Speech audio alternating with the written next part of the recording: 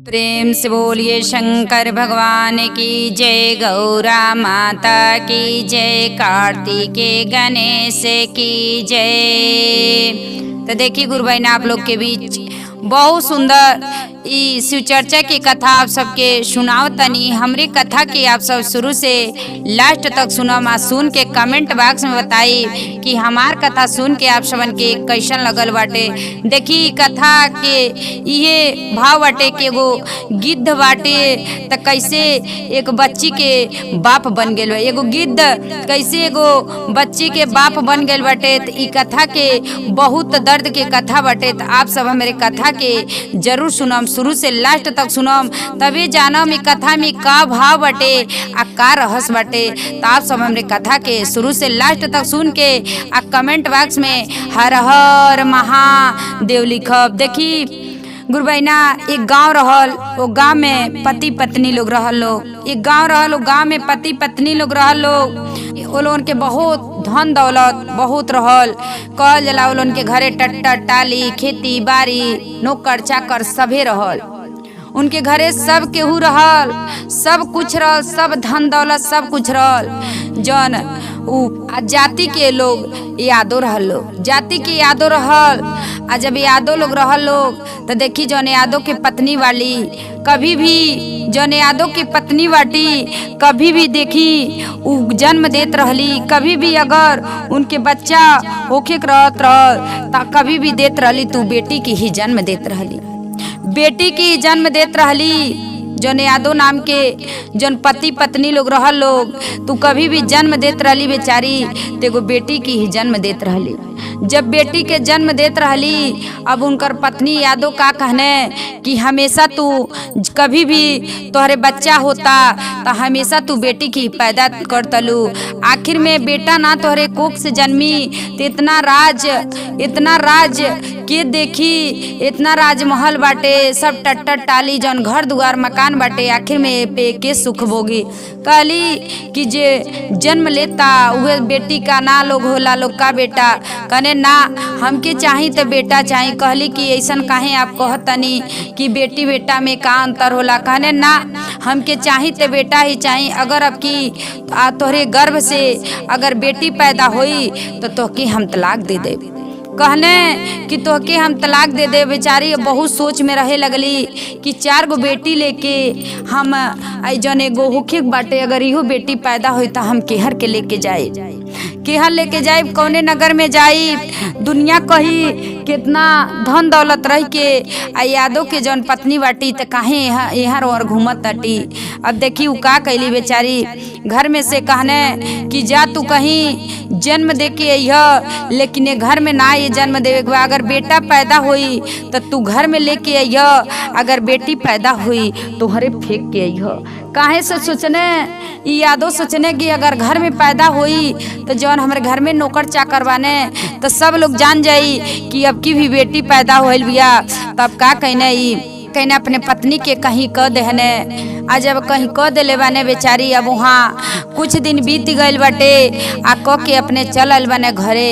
अब देखी कुछ दिन हो गइल बाटे आ बेचारी के गर्भ से फिर बेटी ही पैदा भइल।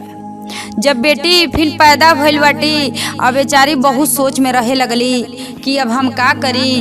अब की पारी भी तो बेटी जन्मल बाटी और घर मन में हम कैसे जाई। अगर हम बेटी लेके जाई तो हमके यादव जौन हमार पति बाने उ हमके छोड़ दी हैं। हम कौने नगर में अपन 4 गो बेटी लेके एगो इनके 5 गो हम कौने नगर में जाए। बेचारी वही जा से का कैली अपन महादेव जी के मंदिर में गईली या महादेव जी से कहली हे महादेव जी हम ही बेटी के ही अब की भी बेटी ही देले बानी, हम कौने नगर हम कौने दुनिया में इनके हम लेके जाई। अगर हम घर में लेके जाई तो हमरे 4 बेटिन के भी निकली हैं हमके भी निकली हैं हम कौने और के जाए। ये कहतली महादेव जी से कि हे महादेव जी हम कौने और के जाई। देखिए उनके मन में विचार महादेव जी भरने का भरने उनके महादेव जी भी मन में विचार कि जा अगर तू एक अच्छा से कहीं कपड़ा में कह के रख देबू तो केहू पाई तो पोस पाल दी, अगर कहीं कह देबू। अब देखी का कैले बाटी ई अपन गइल बाटी आ खूब सुंदर के कपड़ा पहनौले वाली आ कपड़ा पहना के आ रख देले बाटी एक नदी के लगे रख देले वाली कि केहू स्नान करे आई, केहू मछली पकड़े आई, चाहे केहू कुछ पकड़े आई तो जरूर इनके पा जाई आ पोस पाल के सियान कर दी। देखी का कैले उनके खूब अच्छा से अपने लड़की के का कैले बाटी अच्छा से तौली में लपेटले बाटी आ खूब बढ़िया से गइल बाटी नदी के किनारे वही जा रख देले वाली, वही जा रख देले बाटी। आ तब तक ते जात तने लोग कहल जाला एक मछुआरा जात तने ओहरे जात तने मछली पकड़े तौले देखत तने कि कुछ दूरी पे तो एक लड़का के आवाज आवत अटे रोवत के। जब देखने तो जाके उघार के देखत तने तो इते एक लड़की बाटी इतना सुंदर इके हमार जन्म दे के आ एजा के रख देले बाटे। अब इनके हम ले जातने अपने घरे आ इनकर सेवम आ पोसम आ काहे से हमरो ते एको भगवान एको बाल बच्चे ना देले बाने तो ले चलतन इनके हम से पोस के हम सियान करब। तब तक देखी कितना तब तक कितना दुख के तब तक तो एगो गिद्ध उड़ के आवत अटे। आ जब गिद्ध उड़ के आवता तो देखता कि लड़का के आवाज अब देखता वहाँ सुनसान बाटे एगो मनई बाटे। आ जब देखलस तो का कैलस उड़त उड़त आयल अपने पैर में दबलस आ पैर में दाब के लेके उड़ गइल बाटे। देखी पेड़े पे जब उड़ गइल बाटे देखी अपने भोजन के लिए तो उ गिद्ध अपने भोजन के लिए तो लेके गइल बाटे कि जब बहुत बढ़िया हमके भोजन मिलल बाटे अब चल तनी अपन खाइब हमार पेट भर जाई। जब लेके पेड़े पे गल बाटे तो जौन लड़की रहली तो क्या के आवाज से रोए लगली। तब तक तो गिद्ध के माया लगल कितना सुंदर लड़की बाटी आई रोवत अली आ इनके से पोस के हम सियान कर दे तो हमके कहीं चारा ना खोजे पड़े, जरूरी जइहे कहीं से चारा लेके अबे करिए। देखी काले सोचने कि कहीं जाइए तो चारा तो लेके अबे करिए, लेकिन देखी इतना मुँह मैया हो गई। अब से पोस के का कहने गिद्ध अब धीरे धीरे सियान करतने। जैसे सियान होतली अब गिद्ध सोचतने कि अब तो सियान होतली अब इनके कपड़ा पहन लेके सब कुछ के तो इनके जरूरत बाटे। का करे कहीं भी कपड़ा केहू के पसारल है छत पे तो अपने का करे पैर से दाबे आ पैर से दाब के लेके उड़ के आवे तो अपने जौन बेटी बनौले रहने उनके दे पहने। वही पेड़ पे पहनत रहली, वही पेड़ पे रहत रहली, वही पेड़ पे पहनत रही। अब देखी कितना दिन उ पेड़ पे रहिए। अब का कहने उ तो उड़े वाला पक्षी है, तू तो उड़ जाइए परी तो कहल जाला कि एगो इंसान के बेटी रहेली तो जन्म देले रहली, तू तो इंसान रहली आ गिद्ध अंतर तो बहुत बाटे। तो देखी अब धीरे धीरे सियान होतली तब पेड़े पे से ऊपर ना रहतली, अब नीचे ही उ रहतली, अब नीचे ही उ रहतली। अब देखी जब नीचे रहतली अब सोच में पड़ गई ना गिद्ध कि प्रतिदिन तो हम छोड़ के उनके आवत तनी आ कहीं उनके साथे तो धोखा ना हो जा, केहू उनके मान न दा आ केहू उनके उठा न ले जा, हम कैसे अब का करी उ सोच में अब पड़ गई बात। प्रतिदिन अब जा उनके खातिर भोजन कहीं से लेके आवे कुछ क के लेके आवे। देखी अब कहने की का कहत तने अपने बेटी से गिद्ध कहत तने कि तू जा कौनो नगर में जा, हम जौने नगर में बताओ तनी वही नगर में जा, तू अपन कुछ मांग के लेके आवो आ भोजन हम कहाँ से तो के हम ले आके अब खियाई। हम तो खुद हम सोचत ताटी कि हम तो के ले आईनी, हम तो के लेके आईनी एक इंसान के आगे से छीन के अपने भोजन के लिए, लेकिन तोहरे पे हमके मोह माया आ गई तो हम तो के से पोस के सियान कर देले बनी। तू कौनो नगर में अब चलो आ मांग के लेके आवो आ दोनों तब जाके तू खैया हम ऊ खाए, दोनों जनी अपन खा लिया, दोनों जनी हम पेड़े सुतम आ तू वही पेड़े के मोटका डाड़ी पे हम तो के जगह ही बना दे वही जा सुतिया। कहली ठीक बा। अब गईली प्रतिदिन को उनकर काम रहल जात रहली मांगे। जब जात रहली मांगे तो एक गाँव में गईली मांगे तो उनकर गाँव में गईली मांगे, घर गईली मांगे तो दे उनके घर जौन आदमी रहने तो देखने बहुत सुंदर बाटी बहुत सुशील सुशील वाली, बहुत सुंदर वाली, इतना सुंदर होके तू काहे भिक्षा मांगत तलू। लगले सारा बात पूछे तो लगली बतावे कि हमार तो गिद्ध एगो बाप बाटे आ उहे हमके से पोस के हमके सियान कैले बाटे। हमार महतारी मर गइल बाटी, कहे न कि तोहर महतारी मर गइल बाटी आ तो हमार महतारी गिद्धिन रहिए, हमार बाप जियत न। कहले उ कहत ने आखिर में काहे तब एतर कर तलू, तू काहे इतना सुंदर का सब कहानी बतावे लगली कि हम एक पेड़ पे रहे नी, हमार बाप बाने महतारी मर गइल। कहने कि ऐसन बाटे बाटे तू अपन कहीं मांग न आ कहीं कुछ कर न, हमरे घरे तू रह जा, हम तो से शादी विवाह कर ले तनी, हमार पत्नी बन के धर्म पत्नी बन के तू रह जा। देखी जब इतना बात तू कहले बाटे, अब मांग के आयल बाटी अपने बाप से कहत तली, गिद्ध से कहत तली कि ऐसन बात बाटे। गल लनी एक गाँव में मांगे गल लनी, कहत तने कि इतना सुंदर तू वालू, इतना सुशील वालू आ तू काहे तू भिक्षा मांगत तलू आ काहे तू कहने कहत तली कि हम बतौनी हमार गिद्ध बाप हवे, गिद्धिन महतारी है, हमार महतारी मर गइल बाटी, तो हम इंसान के जन्म तो हमके पंख ना बता, हम कैसे उड़ पाए। तो हम और बाप कहने हवे कि तू जा मांग के ले आइयो, तो तू खाइया हमऊ खाई, अगर हम जाए कहीं मांगे तो हमके केहू तो मार दी, आ तू ते एक लड़की हऊ एक इंसान हऊ तो तोहके केहू ना मारी। इतना बात कहने गिद्ध कहने ए बेटी तू जा, फेन वही दरवाजे पे तू जा, फिर भिक्षा मांगे और उनके अपने साथे लेके आइह, उनके अपने साथे लेके आइह। काहे से गिद्ध सोचे ने कि आज ना बेटी सब के उके बेटी के तो शादी इंसान के सब के उसे तो बेटी के तो शादी कहीं से तो कहीं करे पड़ी। देखी अब का कैले बाटी, अपने गइल बाटी मांगे, तू जौन बाने आदमी उनके बुला के ले आयल वाली, अपने बाप से गिद्ध से भेंट करौली। आ गिद्ध कहने कहत न कि तुहार का विचार बाटे, तू बताव, अगर हमरे बेटी से अगर शादी करे के तैयार वाला तो तू बोल। कहने हाँ हम शादी करे के तैयार बानी, हमार 2 पत्नी बाटी, पर इनसे शादी कर ले, तीन के एक राजकुमारी खान बना के सुंदर से रखब। गिद्ध सोचने कि चला कैसो हमरे बेटी के तो शादी विवाह हो जाता टे, ई कैसो तो इनकर हम अपने घरे दुआरे से कहने कहतली कि अपने बाप से कहतली कि हमके तो कुछ काम काज करे अबे ना करेला, हम जाई तो हम कैसे काम आ कुछ करब।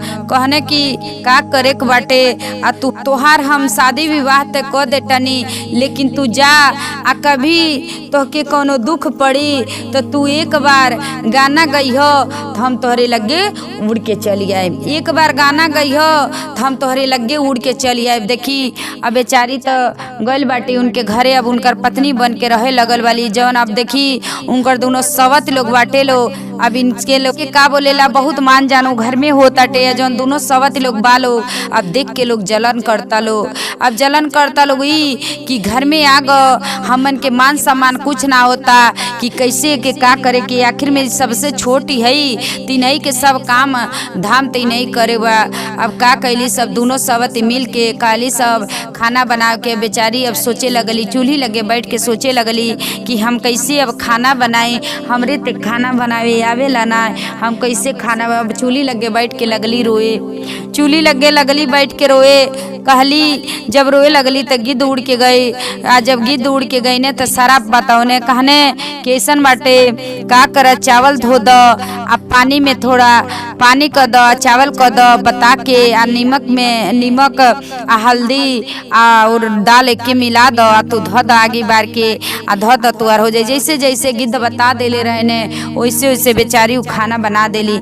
खाना बहुत अच्छा जब बन जाला, अब अपने दोनों सवत के बुलावे ली खाना खाए के, दोनों सवत लोग खाना खाला लोग, का करेला लोग कटोरा में जौन थाली में रहेला लोग छेद कर देला लोग, सब चुअत जाला। आप देखी इतना ज्यादा डाह लोग मचावता लो कि कैसो ते घर में से इनके निकाले खई आ गल बाटी घर में, तो हमन के कोनो मान सम्मान कुछ ना बाटे।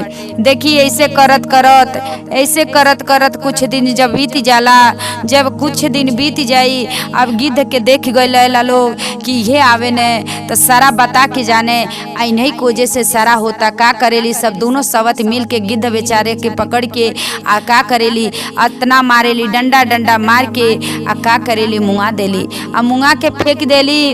अब लड़की बेचारी का करे, अब इनके का करे, जौन शादी करके गई है दूर नगर में उचल गई है, आ जब दूध लेने अब इनके का करेली कुल ले जाली सब आ का करेली एगो नदी के किनारे ले जाके सब एक मछुआरा रहला वही मछुआरा से ले जाके बेच देली सब। मछुआरा खरीद लेने काहे से काहे खरीदेने उनके एको संतान एको बेटा चाहे एको बेटी ना रहने तो यही से बेचेली सब त खरीद लेने। आ जब खरीद लेने अब नाई पे बैठा के अब मछुआरा ले जाता ने अपने घरे। आ जब घरे ले जे गइल बाटे तो देखी मछुआरा के घरे तक का होला बहुत ज्यादा उनके घरे सूखल मछली झुरवाल जातर करत रहो वही के बेचारी देखभाल वही के सब कुछ करत रहली। आ मने मन बहुत रोवत रहली काहे से मने मन बहुत रोवत रहली कि हमके का करी कौने नगर में चल आईनी किसरी पे यहाँ मछली बाटे चारों ओर मछली बाटे महकत अटे आम कुछू हमरे समझ ना आवता हम का करी। बेचारी जैसे शादी भइल रहल अब बेचारा तो जब आईने दूर के नगर से लौट के आईने तो कहने कि हमार जौन छोटी पत्नी वाली उ कहाँ वाली कहने कहता लोग का कि तू आप तो कान कहाँ चल गई आ जौन बाप के धर्म पत्नी छोटकी रहली है उ रहे वाला रहली। अरे उ तो सोचत रहली कि तू कब घर में से उ निकले आ हम कब ये घर छोड़ के भागी। उ तो कहीं दूर भाग गईली उनके हमन के ना जानता नहीं कहाँ बाटी। देखी अब इते गाँव तो इते जेबे करे ने गाँव यादो रहने गाँव तो जात रहने दून तसले कुछ भी करे अपन जात रहने ऐसे जात रहने। तब तक तो बेचारी के जौन गाना गावत रहली उहे गाना गा के अपने महतारी के पुकारत रहली अपने बाप के पुकारत रहली। बाप रही है तब नहीं है जैसे गाना गावत रहली तब तक तो यादो जौन रहने वो सुन गई ने।